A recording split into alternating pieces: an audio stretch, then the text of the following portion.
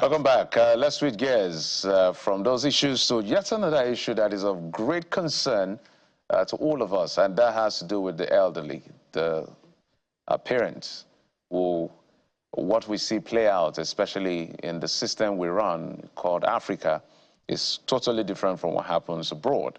And we see those care homes and all of that. But the data shows that by the time people turn 50 or 45, 50, they have either lost a parent, one of the parents, or both. And this raises a lot of question about the care for the elderly when they are at the twilight of their lives. We've been joined on the program by a geriatric care professional, co-founder, Gerocare Solutions, Dr. Ebi Offrey, joins us right here in our Lagos studio. Mr. Offrey, Dr. Offrey, rather, thank you for coming on the program. Thank you for having me. Give us an overview, because we've seen some data that you worked on, that by 45, most Nigerians have already lost one or both parents, mainly due to preventable and manageable conditions. Regular structured doctor visits significantly improve survival odds, reduce the chances that your parents won't be around in the middle age. And you wrote out a couple of numbers here: typical parent ages, chances of both parents being alive, chances. So give us an overview of what this research is about. Okay, thank you very much. Interestingly, I like to say that this is a crisis that no one is speaking about, a major health crisis. Because you hear that, for instance, in Nigeria, the life expectancy is 50, 55, but we never understand how it affects our lives. Because just saying that basically means that many people will not have their parents in old age.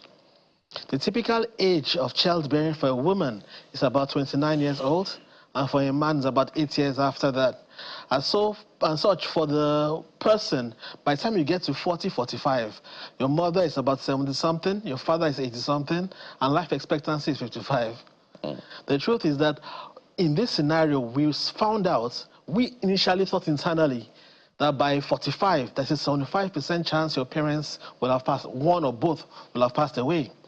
But deeper research showed us that it's more like 90% or 94%. And the truth is that if you look around yourself, you actually detect all those things, but there are things happening around us we never know. And interestingly, we also feel when you hear about care for the elderly, our mind goes to indigent elderly, those who are poor, those who are vulnerable. We don't realize that our parents also fall into this group, because we feel they're well, they're healthy, they're doing well. But most of the time, that's not the situation. Interestingly, what brought my attention to this was that I've been a doctor for over 2 decades now. But about 10 years ago, in the space of 1 year, my father, that is also well-to-do, seemed to have 2 strokes in the space of 1 year. Before he passed, he could not even speak. And that was not because there's nothing I could have done. I was simply living and working in another location at the time. Subsequently, my mother called me, told me her blood pressure was high, blood sugar was high. But that was not even the main thing. For the first time, she voiced out her feelings. She said I had neglected them. But like many of us, I thought that was impossible. But after closely analyzing my life, I realized that while focused on my business and my immediate family, I had subconsciously neglected these people. And this story is not peculiar to me, but to millions of Africans living and working far away from where their parents are. And the only time they hear anything, most times, is when something goes tragically wrong. Especially because our parents have what they call a selfless love for us. They don't want to bother us because you are busy, you are doing well, and so on. But when things get too bad, we eventually find out. So the question was, why not put a structure in place to ensure they don't have to feel this way and can receive the care they need? So that's basically what my life has been about for the past 8 years, ensuring this can take place and ensuring people know about these things. Because many times they hear it, they're surprised, but it's actually happening. We need to pay attention to it and put a structure in place to solve that problem. And that is why you founded a geriatric care organization. And you know, this is a story of a lot of Nigerians. Exactly. I imagine people are watching right now. I don't know if they're feeling guilty or they're feeling, well, this is maybe just the card that life has dealt me, and I just have to find a way around it.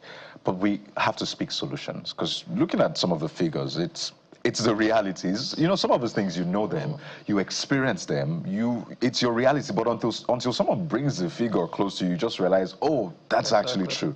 So look at some of the figures. Over 60, or among Nigerians over 60, many of them suffer 2 or more non-communicable diseases. I'm talking hypertension, diabetes, arthritis, cardiovascular disease, chronic kidney disease. Many of them, at least 2 or 3 of those diseases they have. Over 40% of older Nigerians have at least 2 chronic conditions, and this sharply increases hospitalizations, sadly, premature death. No wonder we have life expectancy at such number. So what exactly is the solution here? Because for a lot of these people, they'll tell you, but we need to survive now. We need to japa. Ironically, the work they're doing in those countries are care jobs for the elderly, right? So what is the solution exactly? So the truth is that usually in Africa, in Nigeria in particular, the support system for the elderly is the family. Most of the time when you travel, someone is still left behind. And so we like to describe Gerocare as a sibling you're leaving back home that will do whatever you would have done if you were here.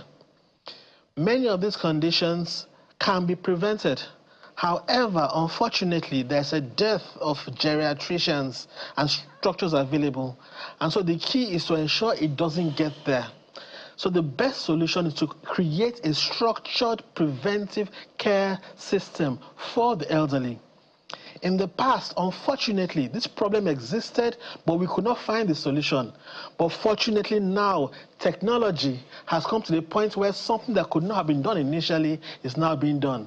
We hear about the stories of Uber having a taxi service without taxis, Airbnb having a hotel service without hotels, and so on and so forth.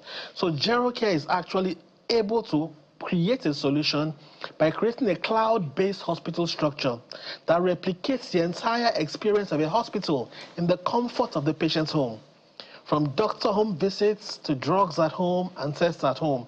So the idea is to be able to allow them have similar services at the back of in their homes anytime they need without needing to go to the hospital. Most of the time, we also realize that, for instance, mama has a headache. She knows she has a headache, but she understands the logistics and the problems she has to go through to get to the hospital. And so because of that, she waits and calls for a maker nearby to buy her paracetamol. However, that continues until it becomes an emergency. What if at the point of time where she had the headache, someone could be able to visit her at home, a medical doctor, and take care of that problem to prevent it going further down the line? So the solution is a structured, preventive medical care system for the elderly. I know many will be thinking, but won't that be expensive? How will you get that done? Fortunately, over the years, Gerocare has provided a structure which we call the 4 Ps of sustainable healthcare for the elderly, which is first a payer system, accessibility, affordability, and prevention. So what you're saying in essence is we need to have more geriatric care centers to cater to these elderly people. So what I'm saying is that we need to have more access to care before it necessitates a geriatrician coming in or a specialist, because we can never have enough. We don't have enough doctors, not specialists. So what can we do to ensure that it never gets to that point is by seeing them regularly and catching conditions at a very early stage. Interesting. This is a very important conversation, and I'm happy we're having this conversation. So basically, you're saying that this process is driven by technology. Yes. So in terms of buy-in, from your personal experience as a professional in that space, in terms of buying, so because when we look at some of these things that we're talking about, we have elderly people all around us in Nigeria, beyond our parents, beyond our aunties and uncles, and all of these people around, beyond the many people we know that we don't need to go too far to get to see them. There are several other people who you've mentioned in passing that are vulnerable persons who we even are available for our parents. Some don't even have anybody to care for them. So as far as this is concerned, driven by, because there are 2 parts I'm looking at as far as this issue is concerned. First is the part of them being able to understand technology to be able to help themselves, at least before the help comes. So I want you to speak to that as well. Okay. And then the buy-in generally in terms of the populace understanding and appreciating the work that goes into all of this. Okay, perfect. So it's important to note, when I say technology, I don't mean the elderly people will use technology. I mean the people that are supposed to provide the care for them are using the technology. So for instance, in our own service, mama or papa has no interaction with technology. It is the child that books the appointments, has the accounts, able to subscribe for mama. Okay. All mama needs to do is to be able to answer a phone call. So once they sign up to the platform, they are matched to a doctor. Right. The doctor then calls mama to book the appointment, and he goes to see her. But similar to what happens in the clinic, he has a consultation with her, he has an examination, but instead of writing a physical prescription, he makes a request on his application that goes to our pharmacy network. You make a payment, we deliver to her at home. If they need investigations, he makes a request, you make the payment, we go home to take the lab sample. So she has the exact experience of a hospital in the comfort of the home without lifting a finger. You know what's quite interesting? We talk about solutions, right? We talk about tech solutions. Yes. It's interesting to see that everybody is going in the direction of fintech. Any little tech solution, it has to be a payment solution, everything payment solutions. Where there are other problems waiting to be solved. And this is a noble one. Exactly, and I'm glad you spotlight this one. There are, as I said, hundreds, thousands of Nigerians outside of the country doing Gerocare or geriatric care on a daily. In fact, some of them are probably catching up with the show, returning from a care job, overnight. And so how can we also harness that strength? Because a lot of people say, yes, we call it brain drain, but we can make it brain gain in that sense. So how can we harness that strength? Because I've had conversations with Nigerians out there that, come back home. We need you to solve problems back home. And they give you all of the, the usual list of the challenges. And I'm like, we can still make this work. So how can we harness all of that strength? Okay. So first of all, it's important to note, like I tell people, them traveling is not by choice. It's necessitated by what they need to do to fend for the family. Did you have to travel at some point too?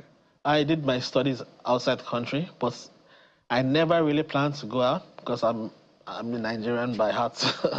I don't think I'm leaving anytime soon. But the idea is that we understand why it has to be done. And then why there's also been a problem was that there had never been a structure they could lean on. So, as you said, tech helps us to scale. Whether we have 5 doctors or whether we have 1,000 doctors, it doesn't change what we are doing because the software and the structure is already available. It's just to key into it and provide the services in your location. And that's why we're able to go very quickly because we have doctors across the country. So no matter where you are, you can join Gerocare to provide care for the elderly. In particular, you don't have to be a geriatrician. A medical officer is able to provide this GP care around the location. It's also important to know that many times when we think, care for the elderly, our mind just goes to caregivers. That is a small part of it. Because caregivers has to do with companionship and caring for them at home. We noted that one of the key problems is loneliness. I saw an interesting statistic that says loneliness is equivalent to smoking 15 cigarettes per day. Same effect. And so, yes, we are focused on the health, but the caregiving companionship is also key. But the doctor aspect is also important because daily we get calls for caregiver services, but people don't understand the caregivers are good, but we need the doctors also to see these people and ensure they're doing well. So they should go hand in hand. So with technology, the caregivers over there can assist in training because they learn new things every day. Our caregivers here learn from training centers, but we have a lot of people out there who want to give back. How can they give back? By training virtually, webinars, having YouTube channels and things like that. If you go to YouTube, for instance, there's no channel dedicated to caregivers. There's no channel dedicated to caring for your parents and so on. We are trying to do that, but it's not rampant. We can't say come back, but let's have your knowledge. Let the person that just left school be able to say, okay, for the next few weeks or next few months, I want to be able to learn some caregiving services and lend my care to people in my location. That's one thing that can be done. So this is more like a call for maybe people to expand their horizon in terms of is it community service, I will call it now, or volunteering for taking care of the elderly? Yes. Because you said the person mustn't be a doctor. It could just be somebody who is there when the calls are coming in to be able to help. Is that what you're saying? Yeah. So as part of our expansion, we're looking to have a structure whereby you can just even help the elderly person next door just to make an extra income. So it may be just essentials like grocery shopping, helping them out, or actual caregiving services, which will need the training. But the idea is that we have a mass of people available out there to care for these people. All they need is a little training to ensure they can do what they need to do. It's a wake-up call, and Big we're one. glad that we've been able to put this out there, because a lot of people forget that you get to this point at some... I mean, if you're fortunate enough, you grow old. Every Gen Z right now, every millennial right now that is upwardly mobile, I mean, at some point you'll be 50, 60, in the next 40 years, they'll be in their 60s. 80, 90, and you'll be in that same position. So we can call this selfless but enlightened self-interest, because at some point you would also get to enjoy. Definitely. You get these things. So thank you very much for the work that you do. We have to thank you so much, Jeffrey. Dr. Offer is a geriatric care professional, co-founder, Gerocare Solution. You're doing a great job, and we hope that the buy-in will be better than it is right now. Thank you, sir, for coming. We appreciate it. Thank you for having me. All right, so we'll take a quick break. When we come back, we'll talk music, we'll talk reality, we'll talk the creative. In just a moment, stay with us.